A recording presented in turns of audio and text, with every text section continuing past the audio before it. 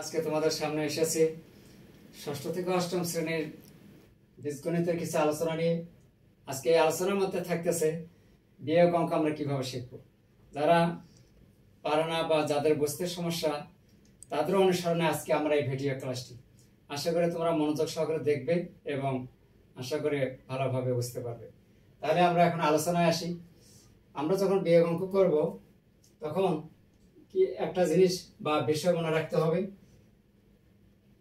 অঙ্ক করার সময় নিচে সারিতে কি চিহ্ন আছে ওটা আমরা একটু খেয়াল করবো। যদি কোনো চিহ্ন না থাকে তাহলে প্লাস আছে, তাহলে প্লাস যদি থাকে তাহলে আমরা বিয়োগ অঙ্ক করার সময় এখানে আমরা চিহ্নটা পরিবর্তন করে প্লাস থেকে মাইনাস করে দেব। তারপরে আমরা হিসাব করব। তাহলে এখন আমাদের এখানে কত আছে? প্লাস 10x আর নিচে কাউন্ট হবে মাইনাস 5x। তাহলে প্লাস 10x থেকে মাইনাস 5 বাদ গেলে কত থাকে?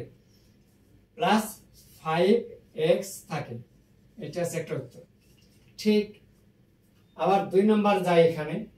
তাহলে 2 নম্বর এখানে চিহ্ন নাই, কিন্তু চিহ্ন আছে, না থাকলে প্লাস চিহ্ন ধরা হয় বা মনে করা হয়।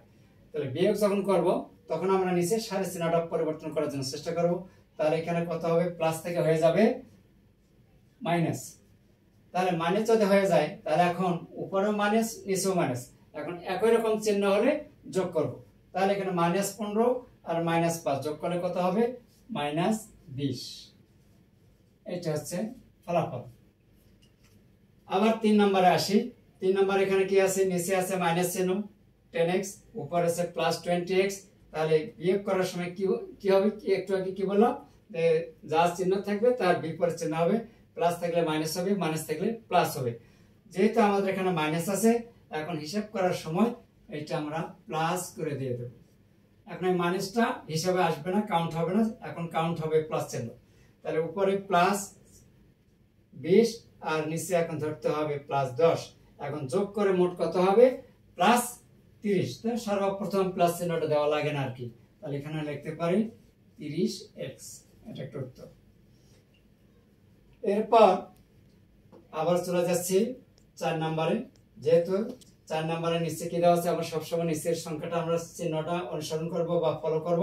নিচে যেহেতু এখানে মাইনাস চিহ্ন আছে, তাহলে হিসাব করার সময় এখানে আমরা কি করব? মাইনাস চিহ্নকে পরিবর্তন করে প্লাস চিহ্ন বানিয়ে দেব। এখন মাইনাস চিহ্নটা বাদ যাবে, এখন হিসাব হবে প্লাস চিহ্ন নিয়ে। তার উপরে মাইনাস 15x আর নিচে আছে প্লাস 5x। তো যেহেতু মাইনাস 15xটা বড় আর নিচে প্লাস 5x ছোট, তাহলে মাইনাস 15 থেকে প্লাস 5 বাদ গেলে এখানে কত থাকে? মাইনাস 15 থেকে প্লাস 5 বাদ দিলে এখানে লিখবো আমরা মাইনাস 10x। তাহলে আজকে আমরা বিয়োগ অঙ্ক করলাম বা শিখতে পারলাম। তো এখন তোমাদের কেমন লেগেছে? যদি ভালো লাগে তাহলে অবশ্যই বেশি বেশি লাইক এবং কমেন্টস করে জানাবে। এরপরে আমি তোমাদের সামনে গুণ অঙ্ক নিয়ে হাজির হব আর কি। ধন্যবাদ সবাইকে।